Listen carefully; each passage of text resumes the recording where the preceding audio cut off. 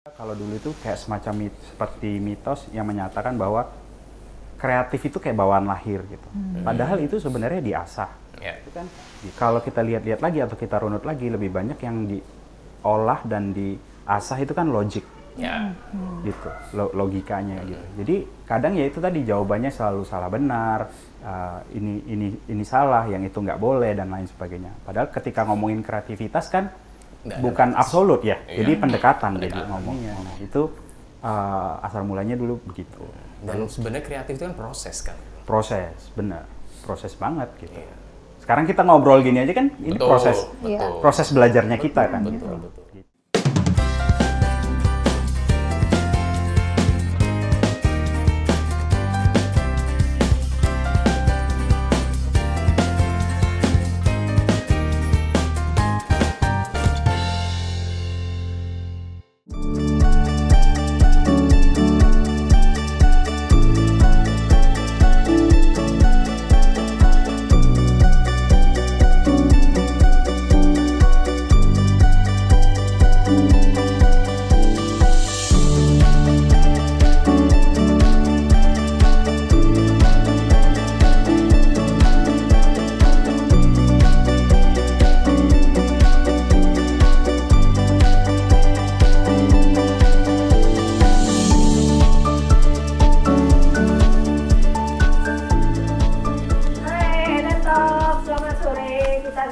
Bersama Novi dan Nurdin, dan kali ini kita sedang berada di Intiland Tower di lantai 3 di co-working space-nya.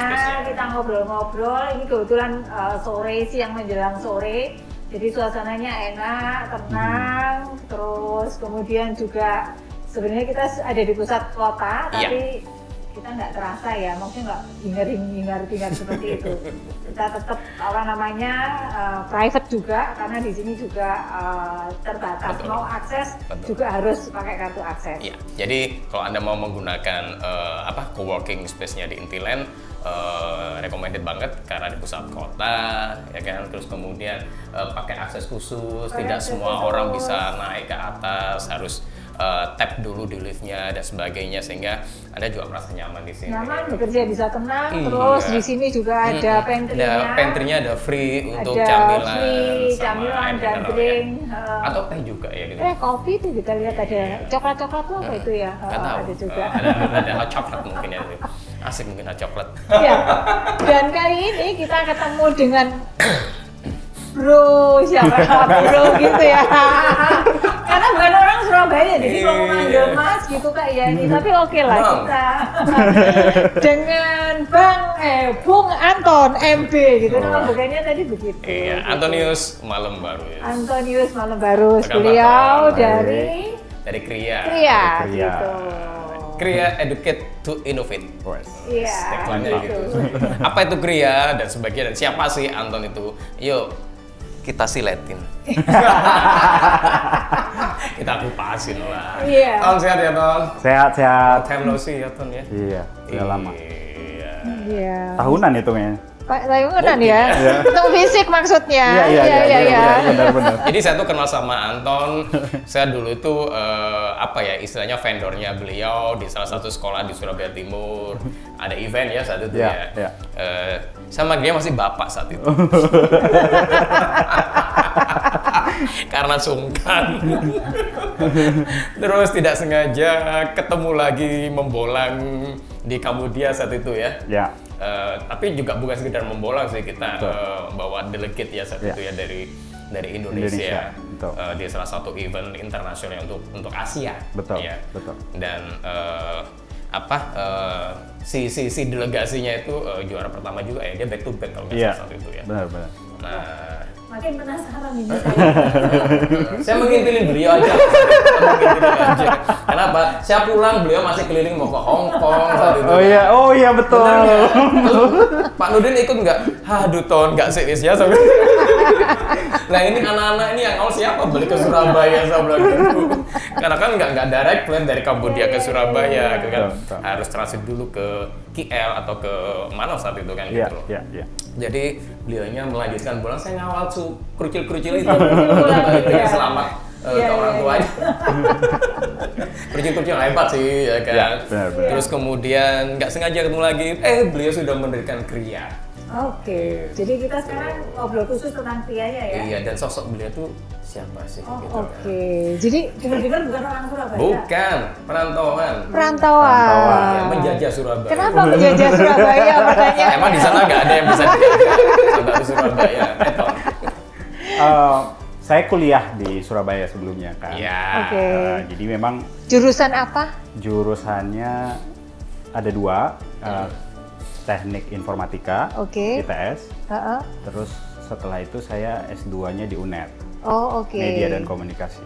Oke, iya. Ya. Heeh. Tapi lahir dan besar kan di Medan. Lahir dan besar di Medan sampai SMA. Iya. Terus Oke. setelah itu kuliah saya sempat D3 dulu di Bogor. Oh, sempat di Dega? Di Iya. Bogor? Iya. Oh, Iya, saya kira sempat langsung ke ITS saat itu. Enggak. Jadi memang perjalanan studi saya agak panjang.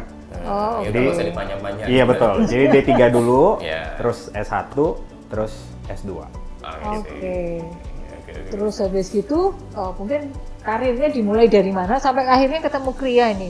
Iya. Karirnya mungkin kalau di flashback lagi, memang dari pendidikan sebenarnya ya. Jadi dulu memang datang ke Surabaya itu kan dengan harapan sudah punya ijazah D3, terus berharap untuk D3-nya bidang apa? informatika juga. Oh, waktu informatika, itu. oke. Betul. Jadi berharap nanti kalau ke Surabaya itu bisa sambil kerja waktu itu. Nah waktu itu masih belum terpikir untuk full time.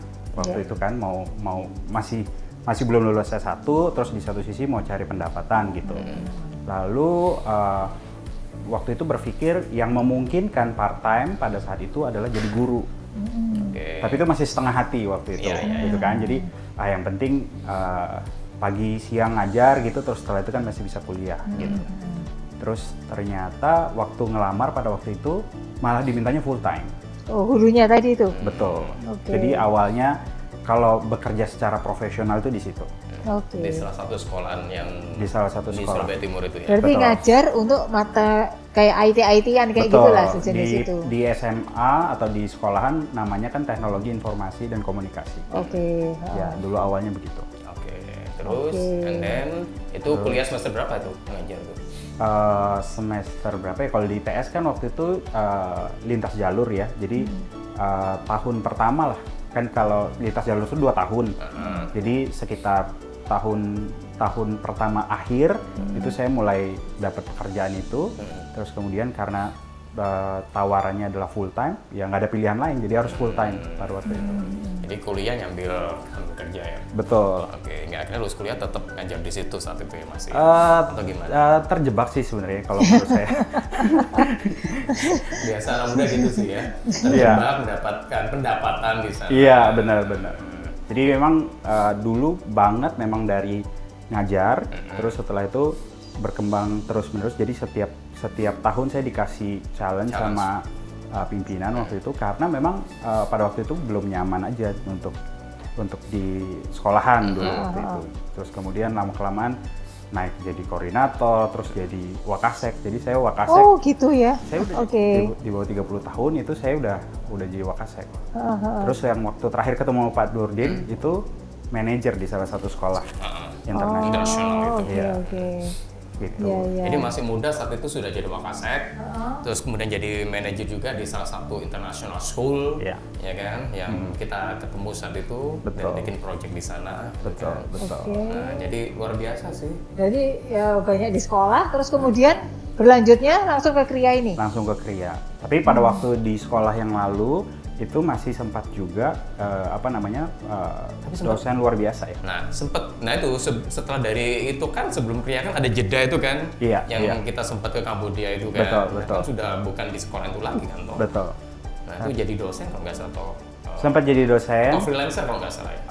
Ya tepatnya sih dosen freelancer ya waktu itu. Kalau di sebelumnya itu saya sempat nyambi 2. Jadi utamanya jadi guru, tapi sorenya saya punya kelas di kampus. Oke. Berarti secara tidak langsung ketika Anda terjebur, katakan tadi terjebak di dunia pendidikan, yaitu istilahnya stick di diri Anda bahwa oke jalur saya di educate mungkin ya, atau enggak? Atau seperti itu toh? Nah, bingung kan?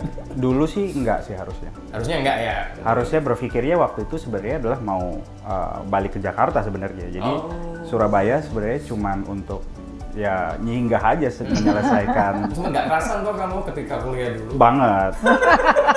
Maaf ya orang Surabaya. Sempet curhat, saya nggak betah di Surabaya. Gitu, kalau gitu sering pulang. Karena kan nuansa berbeda ya, jadi kalau Medan waktu itu, terus kemudian pindah ke kota hujan, yang mana itu dingin, adem gitu ya, semuanya enak gitu.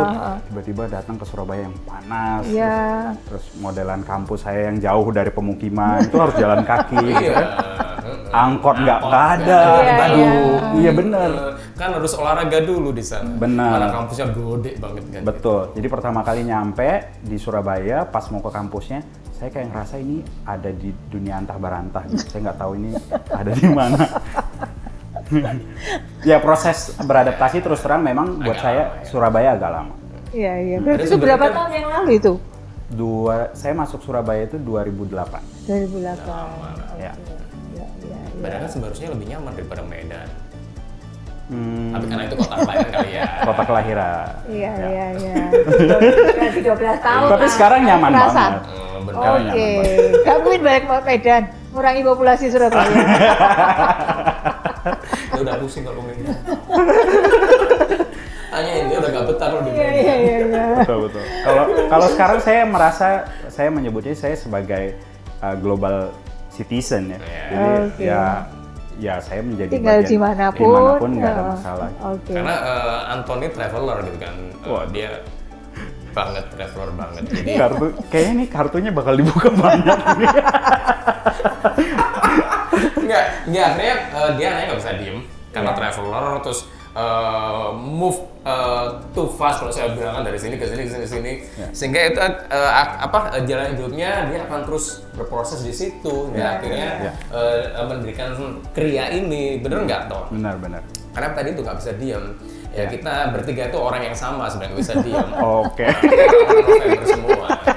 Oh beneran? Iya. Oh oke. Tahun lalu sama Bu Novi hampir sama. Oh oke. Oke. And Talk tuh bukan Nurdin dan Novi aja, tapi November. Oke. Jadi itu akhirnya mendirikan kriya. Kriya. Apa sih kriya itu, Tom?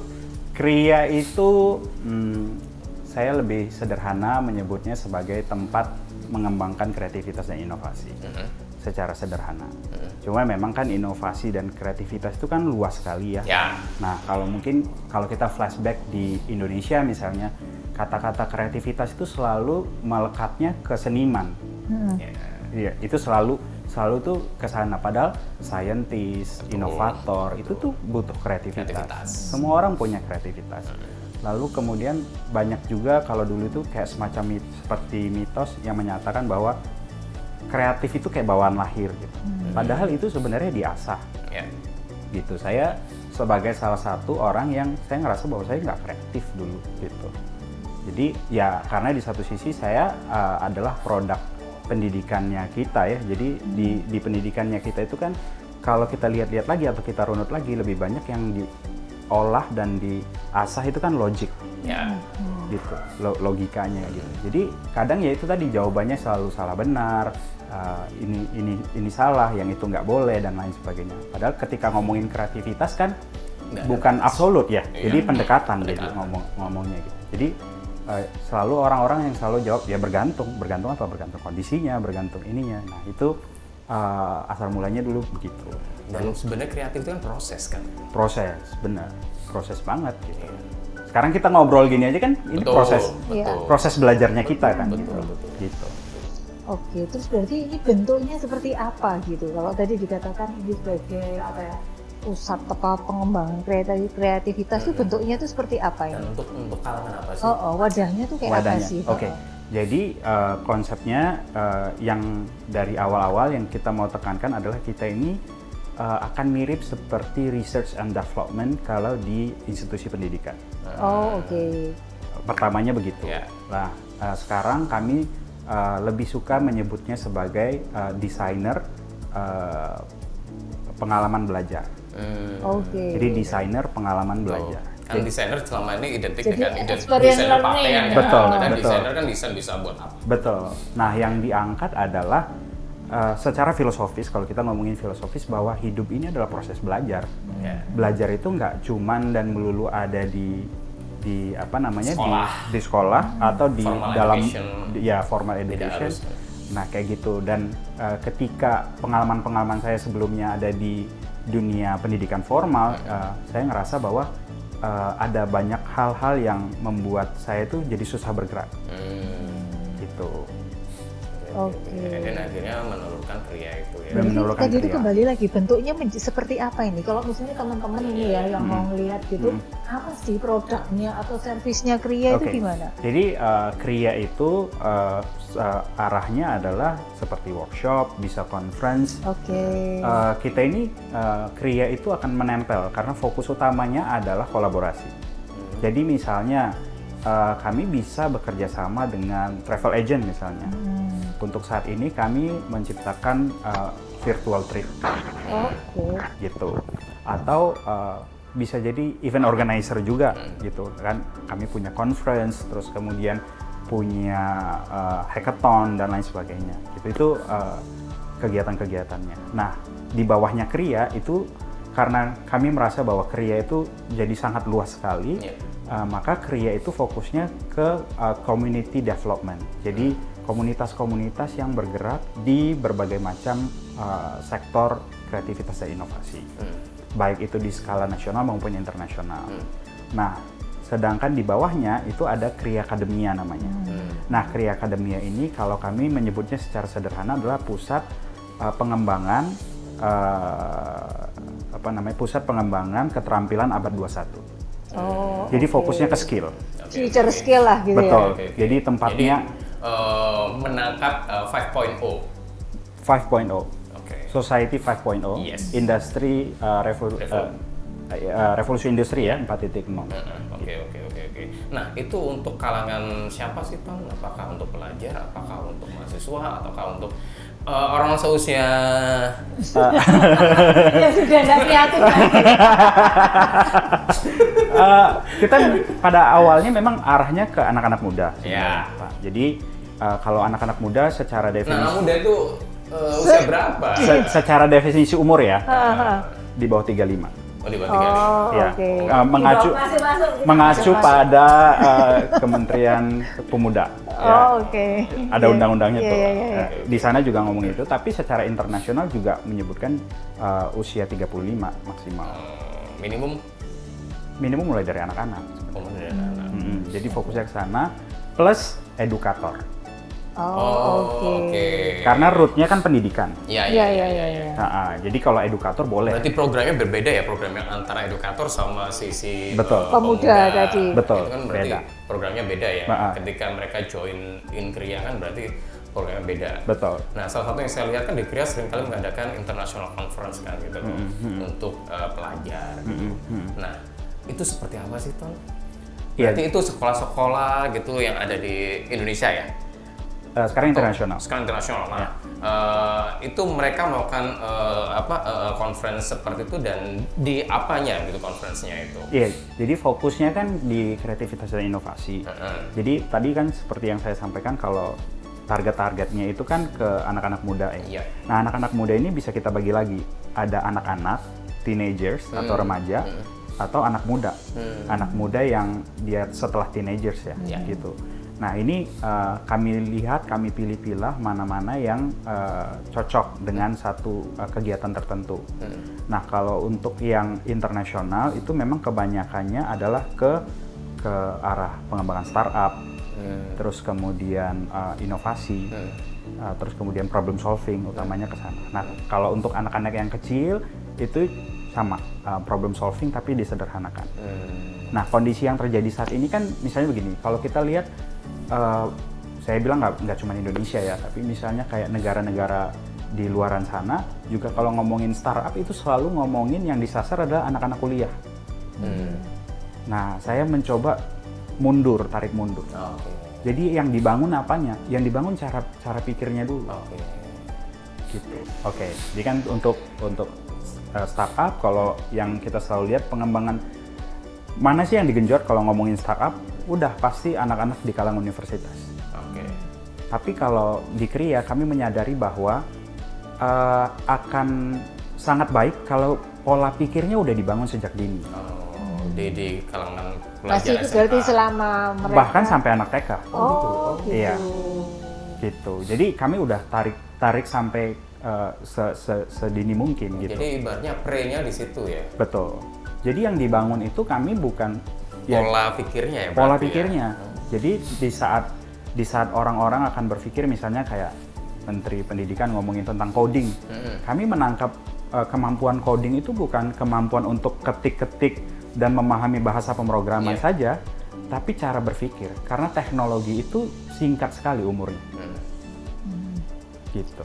Oke, jadi tadi kita bisa melihat nih, kayaknya ada benang merah dari yang tadi itu berkarir sebagai tenaga pengajar. Betul. Gitu ya, terus kemudian dengan punya background IT, Ya. terus kemudian akhirnya apa ya, Betul, jadi di ya. proses belajar yang didapatkan Betul. tadi akhirnya jadi insight yang Betul. kemudian diwujudkan ke Kria gitu. Betul. Nah, kita kan ini NN Talk ini adalah memberikan inspirasi kepada mereka-mereka yang mau lulus, yang sedang mereka mencari jurusan atau mau berkarir, itu mereka mau karirnya seperti apa gitu. Jadi bisakah di-sharingkan gitu sesuatu yang menarik kepada mereka sehingga kemudian mereka dengan background apa bisa menjadi seperti ini, karena menurut saya proses ini nggak banyak loh ya, nggak banyak gitu, karena lebih proses kreatifnya, tetapi kreatifnya bukan murni kreativitas yang lepas ya, yang itu tadi punya nilai-nilai yang sangat dalam, filosofi yang sangat dalam, mengubah mindset bahkan sejak usia dini begitu kan. Mengubah mindset seseorang atau anak-anak atau orang tua dari si anak itu kan juga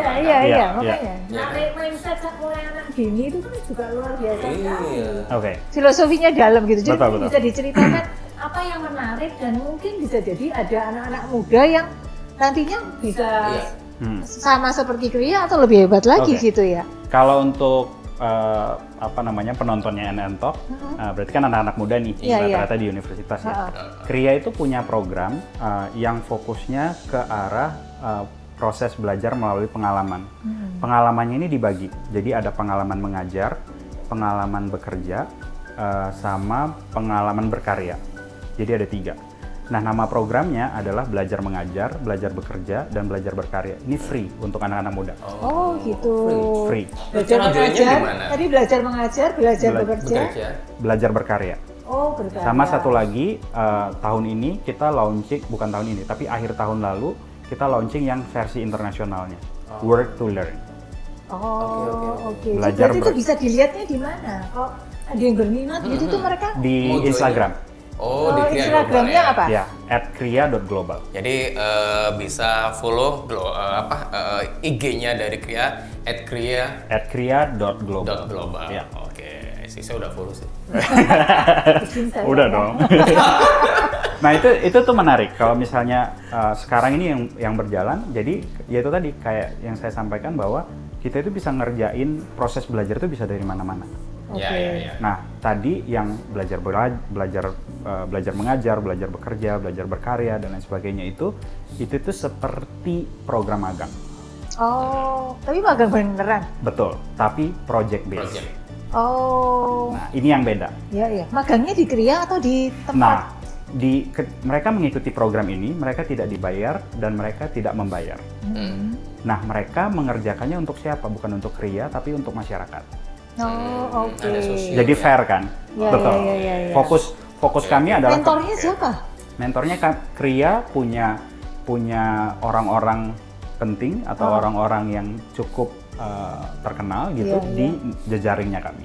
Oh, oke. Di seluruh dunia. Jadi misalnya proyeknya apa tuh? Proyek magangnya. Proyek magangnya. Ini sekarang yang berjalan ya. Berjalan. Sekarang yang lagi berjalan Work to Learn yang versi internasional. Ada 14 anak-anak muda dari 5 negara. Mereka sekarang lagi ngerjain sebuah proyek tentang komunitas di ASEAN. Komunitas di ASEAN? Iya. Jadi mau bikin kayak semacam platform di virtual event gitu untuk mengkoneksikan komunitas-komunitas yang fokus pada kreativitas dan inovasi. Jadi supaya terkoneksi nih, bisa berkolaborasi. Jadi harapannya nanti mereka bisa kayak misalnya, oh ada komunitas nih, komunitas kreativitas atau komunitas kreatif di Filipina misalnya, mau connect dengan yang di Indonesia, mereka bisa collab. Oh oke. Ini dan satu inisiatif. Mereka harus dengan background tertentu gitu nggak? Enggak ya? Nah itu yang menarik kalau di Work to Learn gitu, atau di program-program magangnya yang kami kerjakan sekarang. Kami nggak melihat dari sananya, tapi melihat dia mau explore apa. Oh oke. Nah jadi kayak tadi yang saya bilang, proses orang untuk ngerjain startup dan lain sebagainya kan nggak pernah ngomongin, oh aku mau bikin startup, aku cuma mau ngurusin marketing aja. Kan enggak, tapi dia harus ngerjain berbagai macam hal dan lalu dia bagaimana bisa memposisikan orang-orang. Nah, di proses work to learn, belajar mengajar, belajar bekerja, belajar berkarya itu mereka akan mengalami hal itu. Saya tak join ke work to learn. Boleh jadi mentor.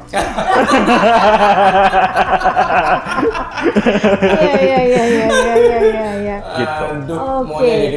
Jadi jadi ini ya sahabat NN Talk ini berarti kalau kepingin tadi loh punya pengalaman mengajar, bekerja dan berkarya tadi di international community. Iya, bisa di international community bisa nanti ini gabung ke Kria gitu ya. Betul. Terus kemudian kalau mereka misalnya ini kepingin berkarir seperti ini gitu kan.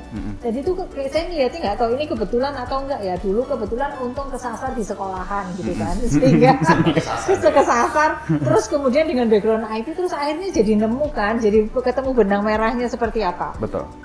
Apakah benar tadi itu ketika akhirnya pengalaman yang didapatkan ketika di dunia pendidikan itu yang sekarang ini banyak mewarnai karirnya sekarang ini atau terbentuknya Kria ini? Betul. Gitu ya? Ya, jadi ya itu tadi kayak yang saya bilang, saya berpikir bahwa waktu itu hal yang atau momen yang paling menguatkan saya adalah ketika saya baru di awal-awal ngajar itu saya melihat bahwa kan suka guru-guru suka tuh kasih coba bikin proyek apa misalnya gitu. Nah ketika itu yang saya lihat tuh banyak anak yang antusias ngeluarin uang. Terus kemudian waktu itu pernah mereka bikin akuarium, ada yang bikin produk-produk tertentu gitu ya. Tapi setelah itu cuman berakhir di ujung pena guru. Oke, nilai selesai. Ya, terus dapat nilai doang. Iya, nah. Tapi tidak dapat istilahnya apa ya, learning yang advance lagi. Betul. Gitu kan. Terus mau kemana? Ya. Nah, ternyata setelah saya runut-runut lagi, ternyata saya udah mulai kepikiran itu dari saya SMA. Jadi saya SMA itu punya pertanyaan yang sangat mendasar, kenapa saya harus belajar fisika? Kenapa saya harus belajar biologi? Gitu. Itu nggak ada satupun yang bisa jawab. Karena maksudnya juga aplikasikannya gimana gitu. Betul, ya. Betul. Apa sih ini gunanya buat saya? Ngapalin gitu. sistem pencernaan gitu kan. Betul. Pernafasan. Karena yang diajarkan cuman ya udah ketika ditanya loh itu bisa dapatnya dari mana misalnya gitu. Ya udah dari sananya. Nah, jawaban yang udah dari sananya udah memuaskan ya. Iya, itu tuh kayak ini sebenarnya mau ngapain sih saya gitu. Gitu. Kemudian yang gabung di Kria misalnya, kan kebanyakan misalnya dia itu masih anak-anak atau teenagers kan mereka belum tahu potensi mereka, ya kan? Itu ada psikotesnya nggak sih untuk mengetahui potensi mereka sehingga mereka bisa dikerucutkan untuk yang di bidang mana gitu atau tidak? Seleksinya gimana gitulah? Seleksi seperti apa? Ini saya buka-bukaan boleh ya? Boleh, bukan baju tapi ya. Tapi ini ya sekali lagi kalau dari kami karena fokusnya kami pada pengalaman, maka yang kami berikan adalah pengalamannya. Jadi sejauh ini memang belum ada tes psikotes. Jadi yang kami lihat itu adalah kamu coba dalam waktu 1 bulan, 2 bulan, nah kamu akan berproses tuh di situ. Baru nanti akan kelihatan. Kalau dia enjoy berarti di situ lah. Benar, gitu. Karena setiap anak kan punya potensi masing-masing. Iya. Nah, kalau terus mereka ini mau apply-nya tadi itu ke Kria Global tadi? Betul. Kalau yang atau di websitenya juga? Enggak, sejauh ini. Oh, kalau untuk yang Work to Learn yang internasional udah ada Instagramnya. Namanya @worktolearn.kria. Oh, oke. Gitu. Dan di sana fokusnya juga anak-anak muda fokus pada pengembangan Sustainable Development Goals. Oh, oke. Jadi Sustainable Development Goals itu diinisiasi oleh negara-negara di PBB untuk mencapai itu tadi SDG. SDG tadi itu Sustainable Development Goals di tahun 2030. Jadi ada 17 goals dari negara-negara di dunia supaya mencapai sesuatu yang lebih baik di 2030. Ada 17. Ya. Salah satu, salah limanya apa? Salah satunya misalnya pendidikan yang setara. Itu apa? Gender. Bisa ngomongin gender, bisa ngomongin negara kayak gitu. Nah itu ada di SDG nomor 4. Jadi macam-macam Pak. Jadi ada juga yang nomor 12 itu tentang responsible consumption. Tapi itu banyak sekali bahasanya, bisa connect ke lingkungan, bisa connect ke gaya hidup gitu, kesehatan dan lain sebagainya. Oke. Nah tadi itu kan dengan materi yang macam-macam itu, meng-create kurikulumnya itu siapa? Ada timnya begitu kan? Kria. Oh dari tim Kria gitu. Nah ini mungkin juga salah satu peluang untuk teman-teman yang berminat dengan seperti inilah gitu ya, seperti apa yang dilakukan Kria, ingin menjadi tenaga ilmu di kependidikannya kepakai seperti itu gitu ya. Mungkin orang yang sudah punya background pendidikan terus mereka ingin sumbangsi ke sana, terus kemudian apalagi mungkin orang yang punya background IT terus kemudian bisa ke sana gitu ya. Kira-kira background apa lagi tuh yang dibutuhkan? Semua background. Semua background ya. Asal punya passion apa gitu. Syaratnya apa? Syaratnya adalah mau belajar sesuatu yang baru sama berpikiran terbuka. Tapi kalau orang-orang misalnya bergerak di bidang accounting sama accounting kan nggak boleh terlalu kreatif kan? Kreatif juga dong. Dimananya? Keuangan. Kan harus memikirkan bagaimana supaya budgetnya bisa ditekan. Iya, itu prosesnya di sana. Prosesnya di sana, di situ. Salah satunya, misalnya nih, accounting misalnya. Ketika nanti mereka proses budgeting, maka orang accounting kan harus belajar bagaimana meminimalisir pengeluaran, memaksimalkan pemasukan misalnya. Nah, misalnya mereka mau punya proyek tertentu, lalu mereka misalnya mau cari sponsor misalnya. Kan perlu ada orang accounting ada di sana. Ada orang budgeting di sana. Betul. Gitu. Oke. Iya. Oke, ini luar biasa sekali gitu ya, luar biasa sekali. Oh, satu lagi yang mendasar, kenapa pakai nama Kria? Kria itu ya walaupun saya bukan orang Jawa, tapi memang ngambilnya dari Makaryo. Oke. Tadi kan dikatakan co-founder ya, berarti salah satu foundernya juga orang Surabaya sini? Enggak. Oh, enggak juga gitu ya? Cuman udah lahir dan besar di Surabaya. Oke. Jadi dari kita Makarya gitu. Betul. Jadi memang filosofinya karya sebenarnya. Jadi sebenarnya dulu filosofinya lebih ke belajarlah melalui proses berkarya. Oke. Lalu itu punya kayak tagline educate to innovate gitu ya. Dulu banget pertama kali kita itu sebenarnya adalah tagline-nya berkarya untuk Indonesia. Gitu, karena kemudian ada kesempatan untuk mengglobal, kemudian kita buat menjadi lebih general. Tapi ketika kita bertemu dengan orang-orang di Indonesia, ya tetap berkarya untuk Indonesia. Nah, berkarya untuk Indonesia ini secara filosofis, walaupun Kria tetap melayani orang-orang di berbagai macam penjuru dunia, tapi kita tetap tidak melepas identitas bahwa kita ini orang Indonesia, dan itu adalah bagian dari berkarya untuk Indonesia. Oke, jadi ini salah satu pria anak bangsa yang butuh partisipasi juga dari banyak orang muda yang masih ingin memajukan bangsa kita gitu, dan juga nanti berperan serta dalam yang lebih luas di dunia internasional. Seperti itu, keren sekali, luar biasa. Anak-anak muda. Anak muda harus seperti itu sih memang. Iya. Jangan jadi generasi glibang-glibung, generasi rebahan. Hati-hati loh. Apaan? Rebahan itu saya juga rebahan. Sekarang nih ya? Sekarang kalau kerja, saya itu dua. Satu duduk di depan laptop, duduk lalu bekerja di depan laptop. tapi setengah jam berikutnya saya rebahan karena saya harus ngurusin sosial media. Oh oke, sambil gini ya. Iya, karena kan nggak boleh duduk terus kan. Iya. Jadi rebahan juga boleh. Rebahan itu juga bisa. Rebahan berkarya. Berkarya. Bukan rebahan, glimbang-glimbung maksudnya. Iya, betul.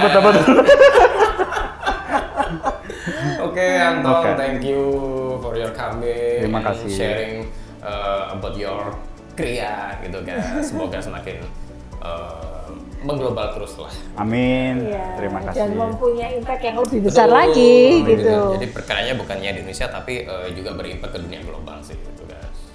Amin. Terima kasih. Oke. Thank you juga ya untuk Intiland Tower untuk tempatnya, ya kan, coworkingnya oke banget. Jadi kalau Anda mungkin freelancer atau pengen punya kantor sendiri bisa di coworkingnya Intiland ini di lantai 3.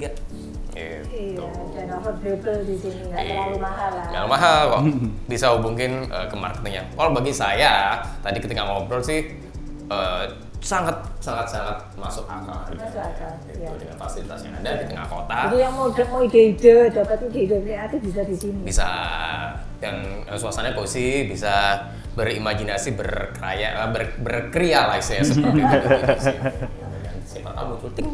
Iya. Dan ada room juga ya. Iya. Gitu buat meeting atau buat apa, untuk small group gitu sih. Ya. Iya. Oke, Oke, Bu Novi. terima kasih Iya. kedatangannya.